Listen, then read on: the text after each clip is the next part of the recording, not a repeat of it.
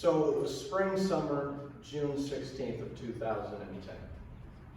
And here I sit in this house, surrounded by this foul, pungent, raspy odor. The kind of decaying smell that you never really get used to. Every time you wake up, you smell it. It's right there again. And I was jobless. I was homeless. I was penniless. And I was broken.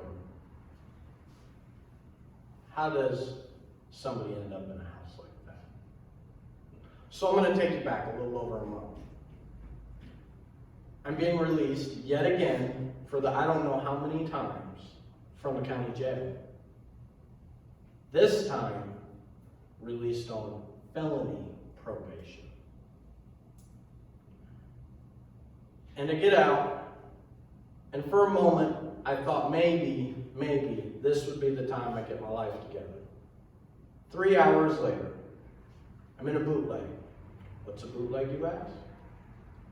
Think of a bar that's illegal, and it has a pool table and bar stools, and they will sell you liquor and beer and whatever else you want. They frequently get shut down, and they pop up again on the next block around the corner. These were kind of places that I frequented, and so no sooner than I left the county jail, here I am, getting high and drunk in the bootleg again. I'm on felony probation now, so I have an obligation to go check in every week with a probation officer. This probation officer sees hundreds and hundreds of people just like me, so I come in. Hi, Mr. Wise, how are you doing? I'm doing great. She looks at me, clearly doesn't believe me. Says, it's time for you to take a drug test. I take a drug test. I fail miserably, didn't study. And she says, Paul, have you been using drugs? I said, well, no, of course not. It's a mistake. So, okay, I'll see you next week. And so in between each of these visits to the probation officer, I have a routine. A pretty elaborate routine. I get up in the morning and the first thing is, I'm not feeling well, so I have to find a drink and I have to find some drugs, and I need to do so ASAP. Sometimes that means cutting grass with a stolen lawnmower filled with siphoned gas. Sometimes that means hitting a lick, stealing. Sometimes that means begging, bartering, whatever it took. And so I do this in between each of these visits to see my probation officer so that I can maintain my habit. I see the PO again. I drop another dirty urine. I do this 4 or 5 more times. Finally, I go into this probation officer's office, and by now we've got a solid report, right? I'm going to come in. You're not happy to see me. I'm not thrilled to see you. I'm going to lie and say I'm clean. I'm going to fail another drug test. And so I did. Failed yet another drug test. By now, it's about time for her to lock Paul up and send him to jail. But in between each of these failed drug tests, she spoke with the judge, and they came to the conclusion that I needed something different. So she said, Paul, we found you a bed. A bed? Just where do you think I'm going to put a bed on homeless? And she said, Paul, not that kind of bed. We found you a bed in a treatment center and you go today. Whoa, wait a minute. I have to get my affairs in order. I have to collect all my belongings. There's no way I can go straight to treatment today. And she looked and rolled her eyes and said, fine, you'll be there Friday. So I weaseled myself out of a couple more days. That morning comes, and it's June 16th of 2010. And I wake up, by some miracle, tired. It smells terrible. The lights are off. The water doesn't run here. And I'm thinking, I'm pondering, not realizing the magnitude of the decision that I have to make. And the sun's coming into the room, and I'm just sort of watching the dust float. And for some reason, I get up. And I start this journey to the treatment center, all the way on the other side of the east end of Dayton. And so this is no short walk.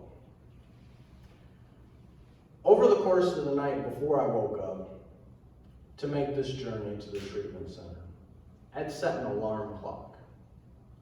And when I set this alarm clock, its intention was that I needed to stop drinking with enough time to be able to pass the breathalyzer test. And I needed to have just the right amount of drugs in my system to not appear to be in withdrawal when I get to the treatment center. And I'm here to tell you right now, in that moment when that alarm went off and I couldn't stop using, was the first time in my life I ever thought maybe, just maybe, I'm a drug addict. Maybe. Could it be the drugs?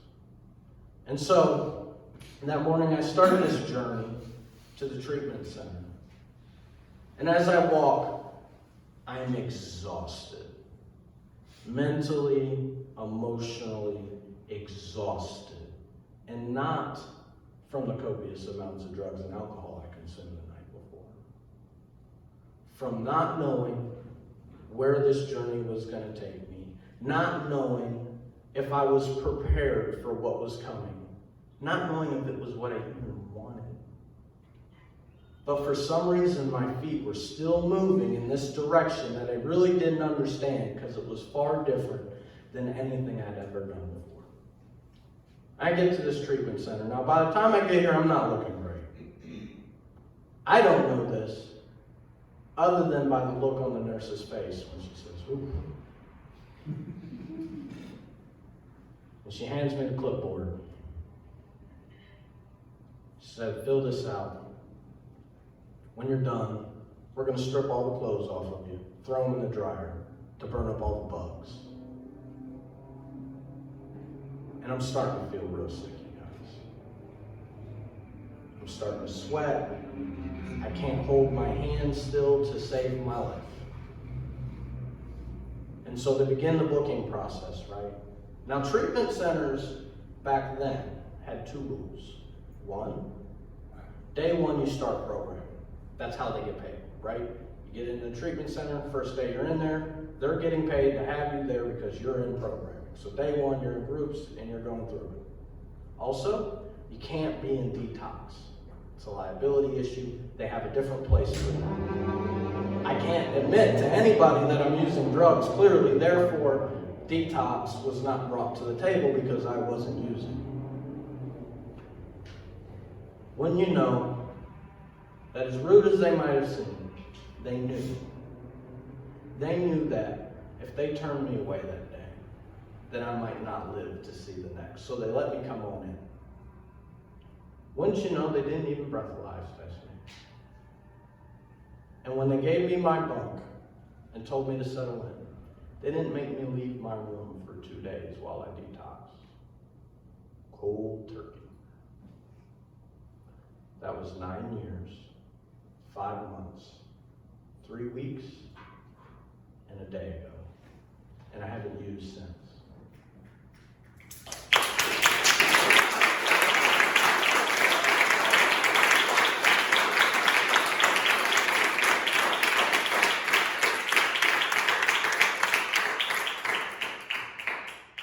So why is June 16th, 2010 so important?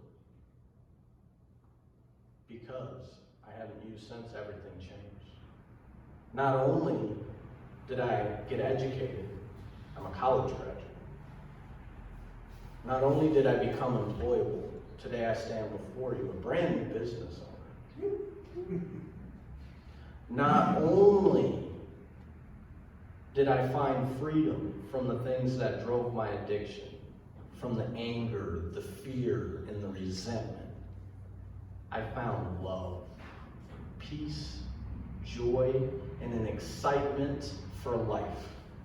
and a gratitude that carries me through even the bumpy, rough days and allows me to shake them off and keep moving so I can continue to live this life that sometimes I don't feel like I deserve, but I certainly earn.